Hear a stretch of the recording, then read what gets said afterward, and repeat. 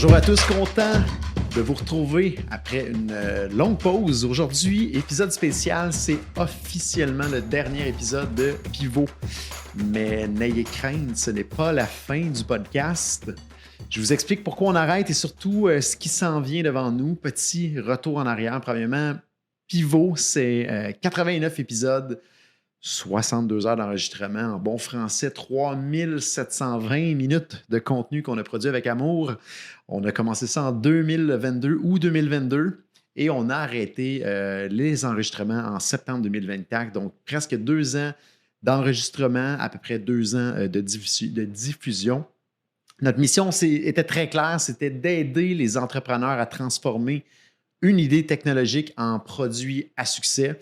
Donc, on tournait autour de 3 axes. La première, c'était des histoires d'entrepreneurs, donc des succès et des échecs, avec des invités incroyables qu'on a reçus, des Simon Deben de G-Soft qui est maintenant Workleap, Julien Brault de Feu Art Bacon, des David Hervieux de Dévolution, des Mathieu Allaire d'Agendrix et plusieurs autres. Vraiment des belles et bonnes personnes qui ont accompli des belles choses et qui ont eu aussi des échecs retentissants qui peuvent nous aider à apprendre et à évoluer. Et ces épisodes-là vont toujours rester disponibles, même si le podcast Pivot va changer de nom. Et deuxième sujet sur 3 qu'on abordait, c'était tout ce qui était marketing et commercialisation des produits numériques. Donc, souvent, c'est ça le vrai défi dans le développement technologique. Ce n'est pas vraiment le développement technologique le défi, mais d'amener son idée de produit numérique à terme, c'est plus souvent une game de commercialisation et de marketing. Et le troisième sujet qu'on abordait, c'était beaucoup tout ce qui était le développement technique, donc notre expertise vraiment chez OpenMind qu'on maîtrise. Donc, on parlait beaucoup de ce qu'on faisait à l'intérieur et techniquement ce qu'on pouvait apporter aux gens qu'on accompagnait. Donc, pourquoi arrêter Pivot? Eh bien, à la base, Pivot supportait une offre de service qu'on appelait Dev to CEO qui aidait 3 types d'entrepreneurs. Premièrement, ceux qui voulaient démarrer une idée de produit techno, mais qui n'avaient pas nécessairement un budget très solide initialement.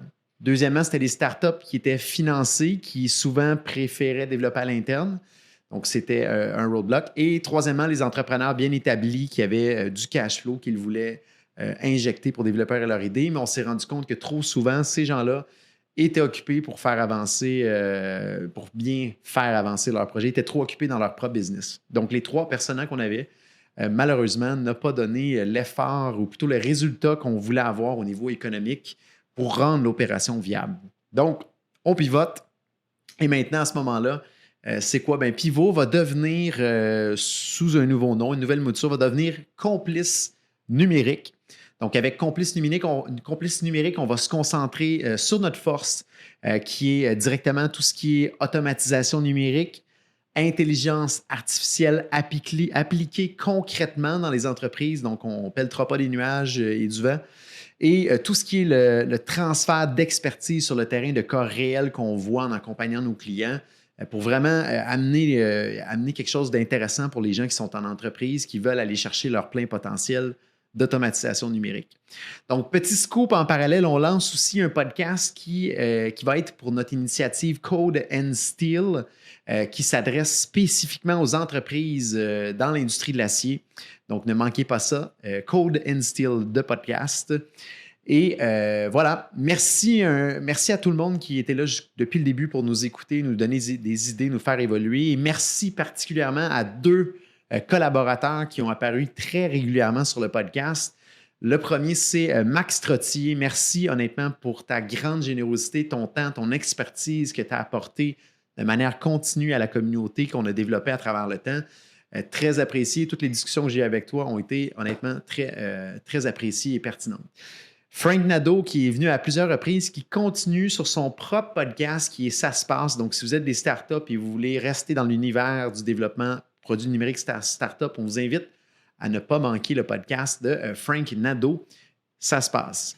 Et pour finir, on vous invite à continuer de nous suivre sur le nouveau nom du podcast qui est Complice numérique ou sur Code and Steel si vous êtes dans l'industrie de l'acier ou même sur notre feed OpenMind pour tout recevoir. Et si vous aimez ce qu'on fait, un petit like, un partage, un commentaire, un 5 étoiles sur votre plateforme de balado préférée, ça fait toute la différence pour nous.